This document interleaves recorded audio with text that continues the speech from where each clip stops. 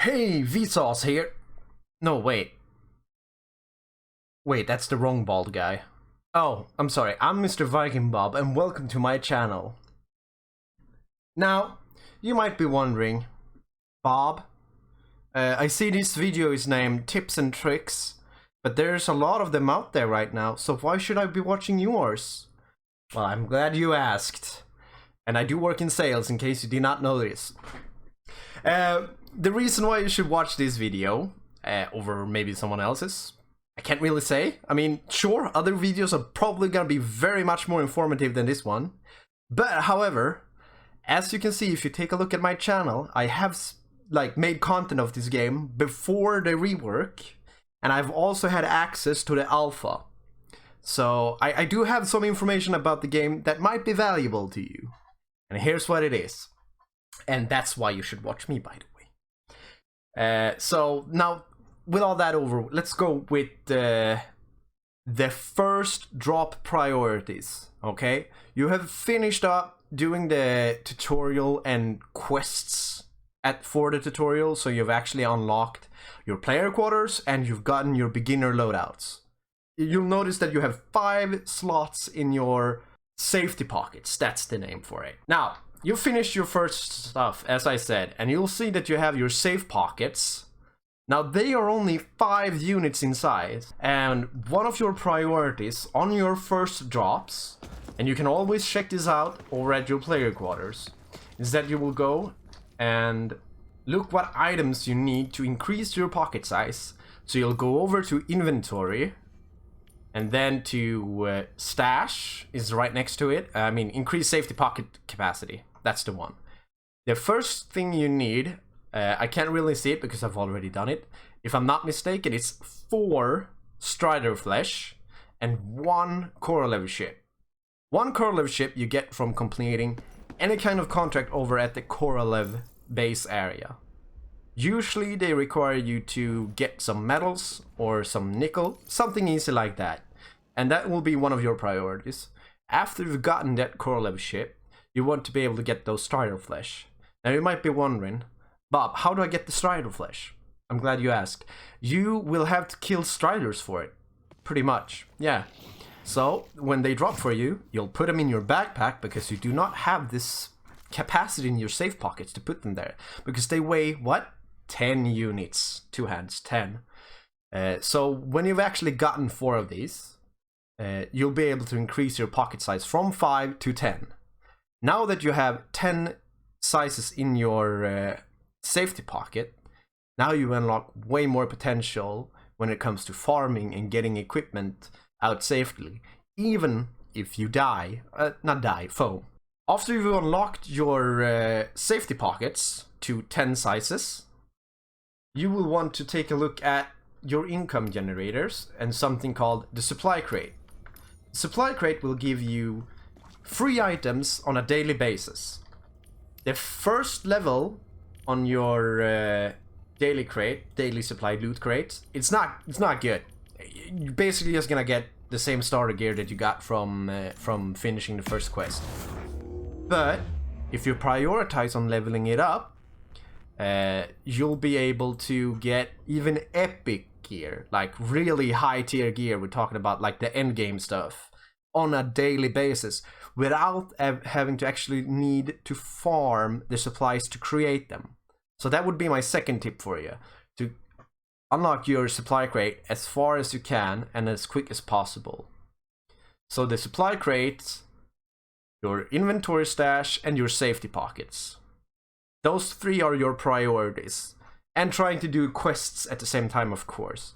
Alright, so let's talk about the actual gameplay, what like dropping in and extracting. Now that you've actually unlocked some of your stuff. As you might have noticed on your drops, that you can drop in anytime during the raid or map, and you can extract whenever you want to. Well, kinda, we'll get to it. There is something called the cycle, which the game is based around. It's also known as the storm. When the storm happens, Evacs shut down and no one can drop down to the planet. If you're already in the planet, you might be a little bit scared because it's pretty dangerous. The reason why it's dangerous is because there's lightning that's going to try to hit you if you stay outside. So seeking shelter is very important during the storm. But there's also some loot items that you require to grab during the storm. One of those things are charged spinal bases.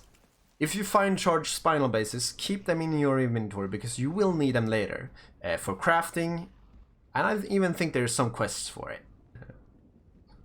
And loot also seems to be increased during the storm, so if you really want to risk it for the biscuit, go out there in the storm and try to survive and grab some extra loot.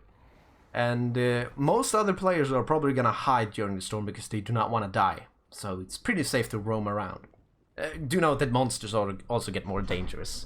But that's how the storm works. Once the storm has passed, people will be able to drop in again. And evacs will go online again, so you will be able to evac again. Since people can drop in again during the storm once the storm has passed, be very careful when you're traversing the map, because there's gonna be a lot of new players dropping in, and they are a potential threat to your survival. So, take it easy. If you're a storm chaser, you know, good for you, but danger might lurk on the corner. Oh yeah, side note, I forgot to tell you about this. When it comes to extracts, you don't always have to take your own extract. If someone calls down a ship and you kill them, or you might even use in-game chat, the T button, to talk to them, you can use their ship to leave the planet as well. I know it's a bit risky, but like I said, if you kill them, there's no risk. You can just leave the planet with their Uber, you know? You stole their Uber. Nice. Good for you. Alright, so now that we know what the storm is, and when we've gotten our first priority drops taken care of, now you might be wondering, how do I make money in this game? Like, how do I guarantee make money on this game? Well, one thing you can do now that you have 10 sizes in your pockets, and maybe even more if you really put in time into it, you can do knife runs, which means you drop down with nothing but your knife, not even a backpack, mind you, and then you fill your pockets up with items that is of value. There's a few items that is of high value, which is old currency. Always old currency is a good item to pick up, because they weigh 6. I don't seem to have any on my inventory right now. I think it's like 1k each. And then you have another item called dust blooms. Now they're, mind you, much harder to get, but you can safely knife run for them. And dust blooms, yeah, they're needed for late game crafting, but you might not even be doing some late game crafting anytime soon, so doing knife runs to grab them and sell them might actually be more value for you at the moment, because you will always be able to do knife runs to get them when you actually need them. And they're in an area that is on map 2, over at the desert area. I have footage for you right here showing it, I hope. Otherwise I suck at editing. And the third item that is very good for you to grab and sell is called waterweed filaments. I might be butchering that. It's basically a plant that spawns close to any body of water.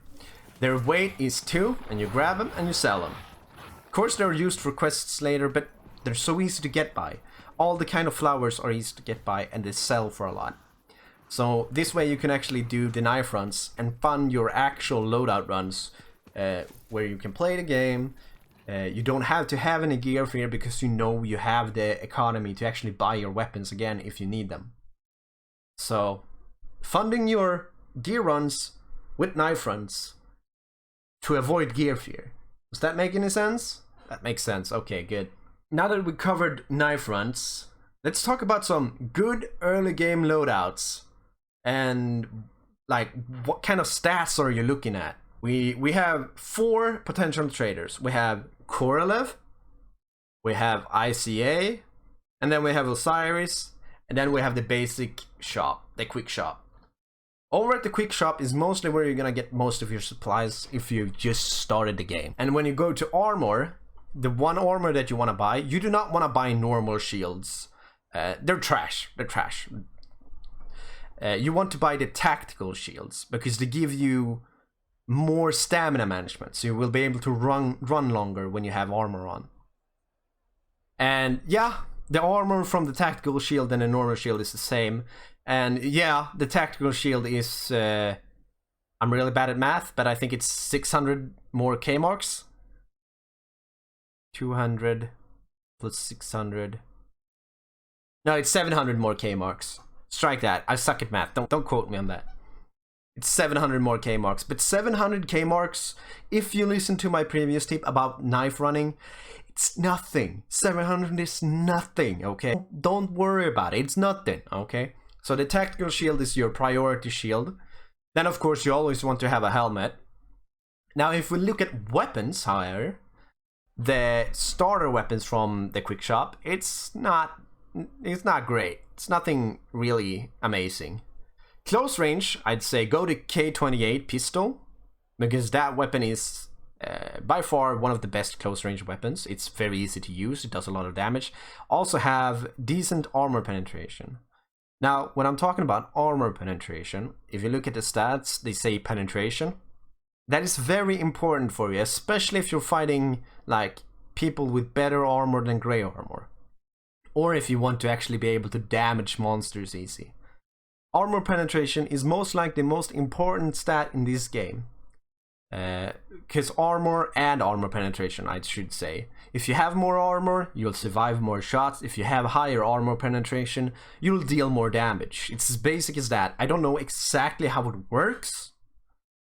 I do not have data mined any stats or anything like that, but I do know that those two stats are very important for you. Now, after the K28 pistols, I say the C32 bolt action is by far the best weapon you can get right off the bat. Now you might say to me, but Bob, it's a sniper rifle. I don't want to be sniping. I'm not good with like zoom in and stuff like that. Don't worry. Go over to attachments, buy the 2x optic and put that on your sniper rifle. And now your sniper rifle works on long range encounters and medium to close range encounters too, because it's easier to stay on target if the zoom is not, you know, huge. Some of you might just, you know, it's sniper rifle. I'm gonna use the sight on it. Go for it. I'm not deeming you any less worth or anything like that. I mean, this is basically if we want to have the option to be close range as well.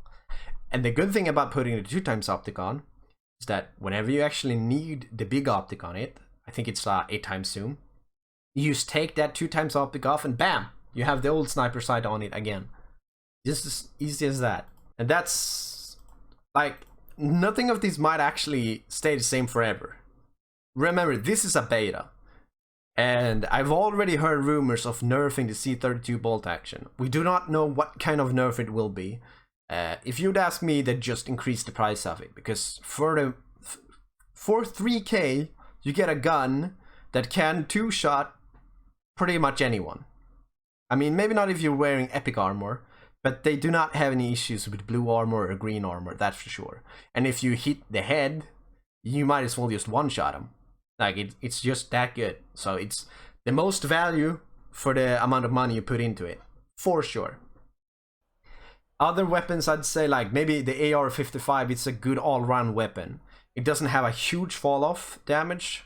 Like, you can still shoot people at mid-range compared to when you're comparing it to the K28 pistol. So those three weapons, I'd say, is the best basic weapons.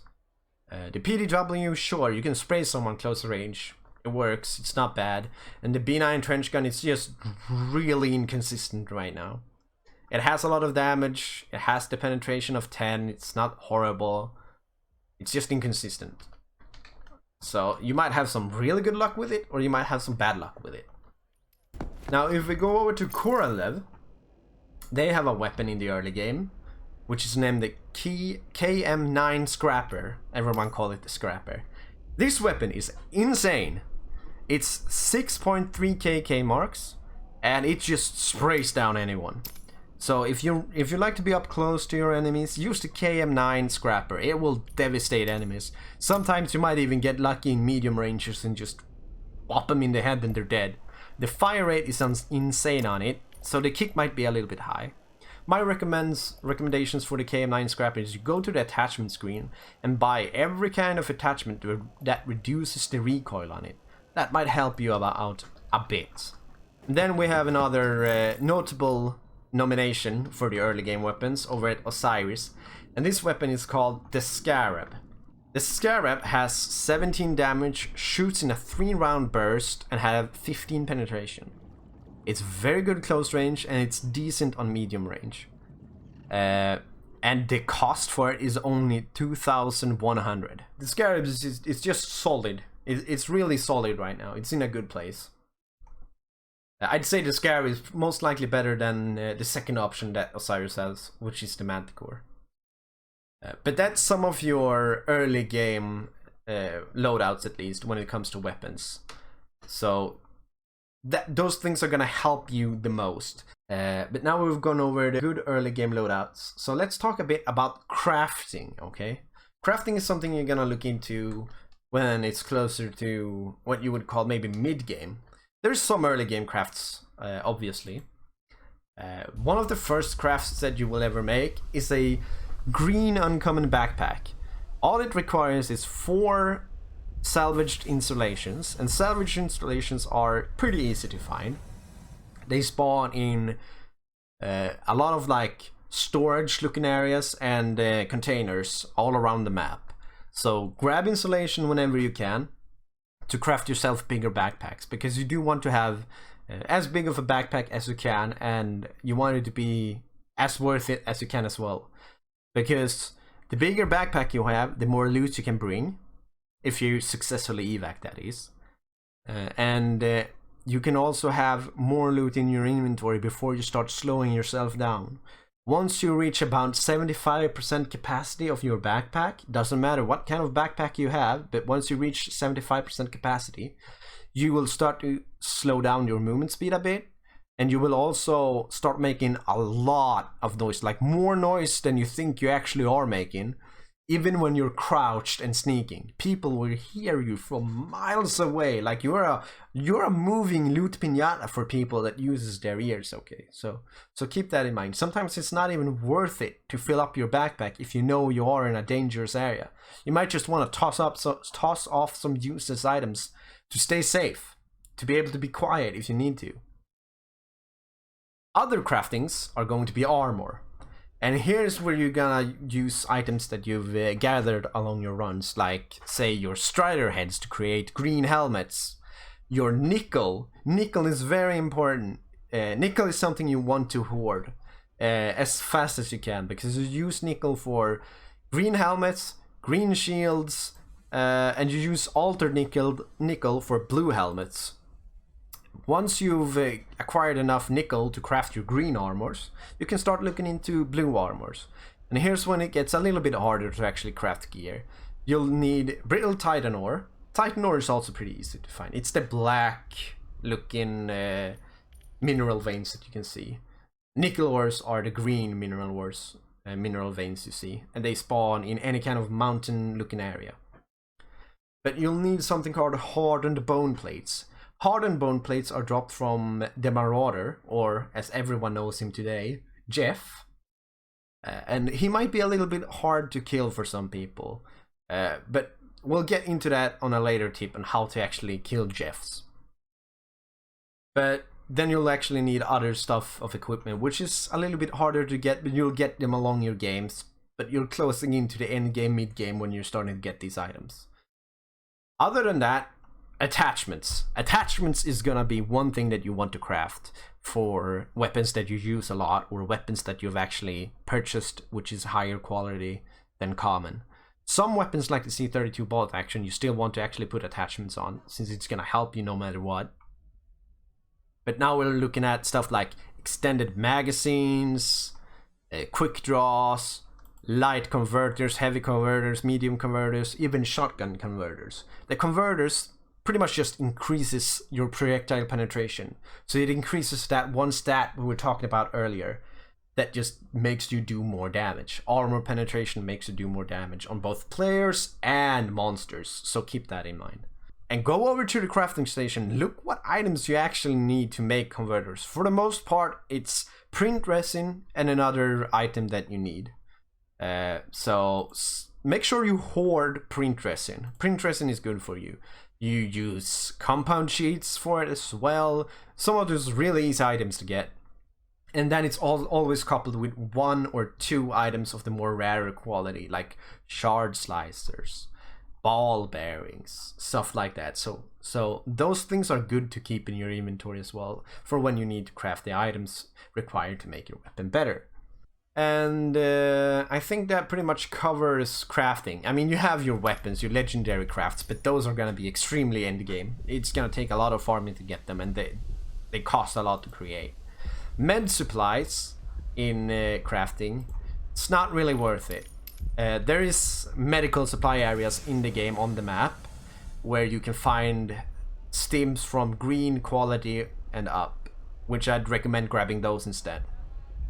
You don't necessarily need epic stims or epic medkits, because the amount they give you for the supplies they need, it's not super worth it. But if you have the supplies, sure, go ahead and craft it.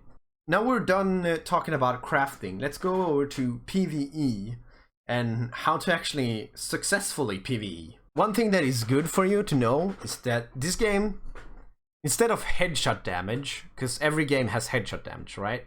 This game has something called weak spot damage. Weak spot damage is basically the same as headshot damage. You get a damage multiplier for hitting the weak spots. On players, it's obvious, it's the head. On monsters, however, it's not always as obvious.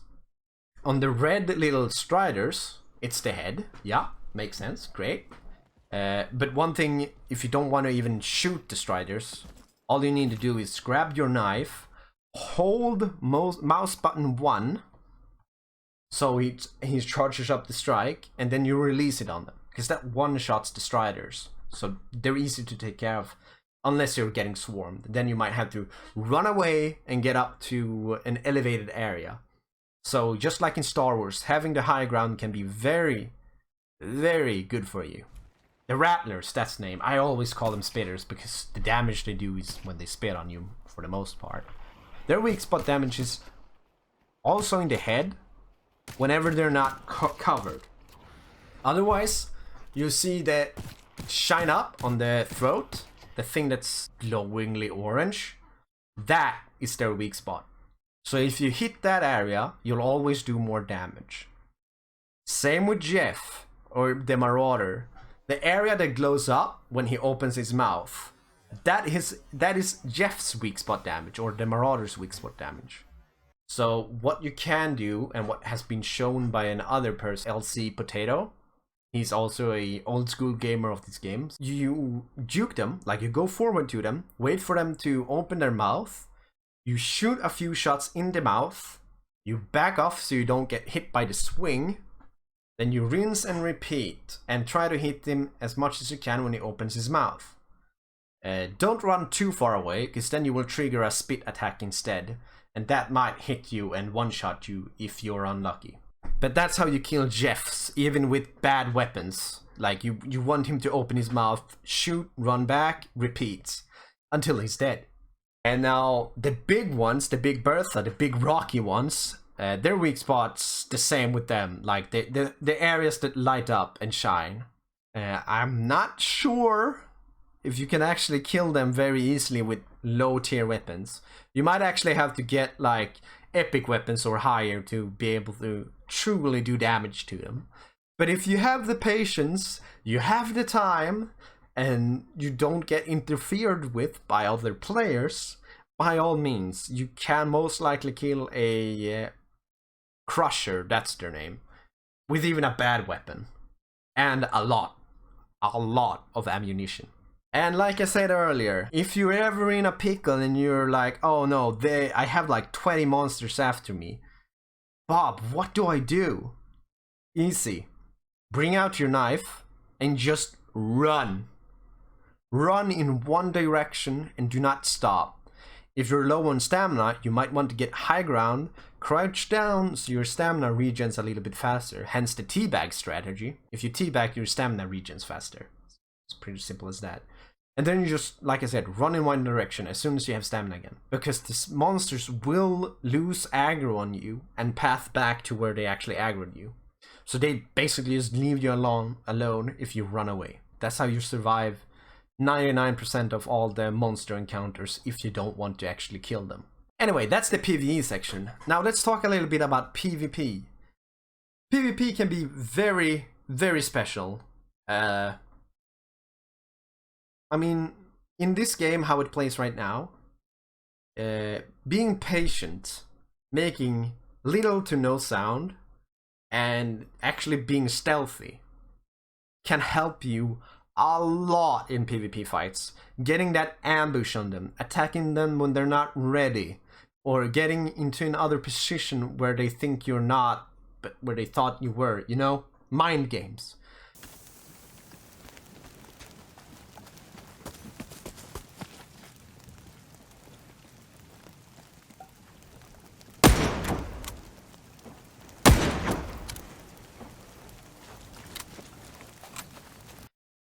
Shooting them when they can't shoot you. That's pretty much how you PvP in this game. Sure, you can rush, and you can have high armors on and just stomp people.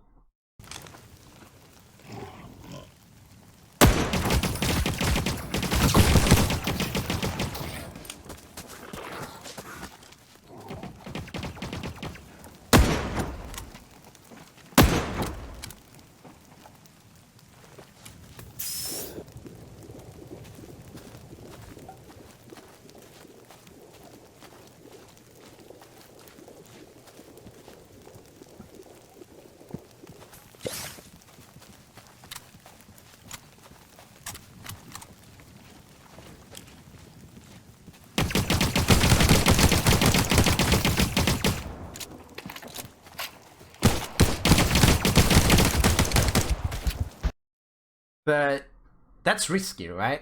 You don't want to really risk your loot in a PvP fight. Unless you're actually hunting people to take their loot, and that's a different cookie altogether. But try to be patient, try to listen, try to be safe, try to use stealth.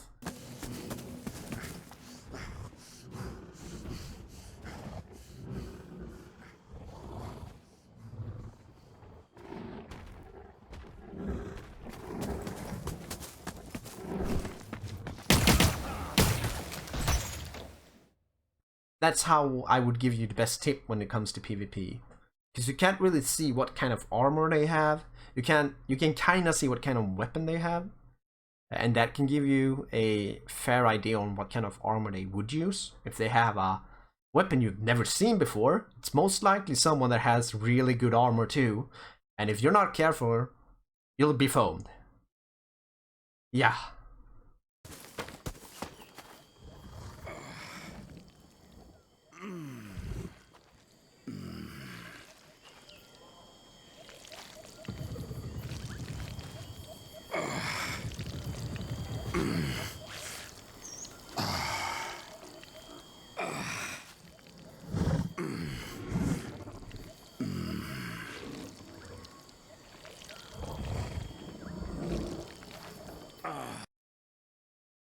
Also, I mean, there is VoIP in this game. You just press T and then you can talk to them. I mean, sometimes that helps maybe. I don't know. People haven't been really that friendly, but hey, it's an option, it's there. Not a lot of games have VoIP, so use it. In-game communication. PvP is most likely personal preference. And of course, now that the PvP section is finished, my one and final tip to you, that would be subscribe to Mr. Viking Bob on YouTube and like this video. It's a really good tip I have for you. And if you have anything you would like me to cover in this game, just tell me down below in the comment sections and I'll do my best to actually deliver. Like I said, I've made a lot of content from this game like before the rework and I'm still here to do it today. I do have a 9-to-5 job that I have to take consideration, but whenever I'm not working, I'm here playing this game, you know, helping out people if I can. So that should be it. Thank you everybody, have a great one. Peace.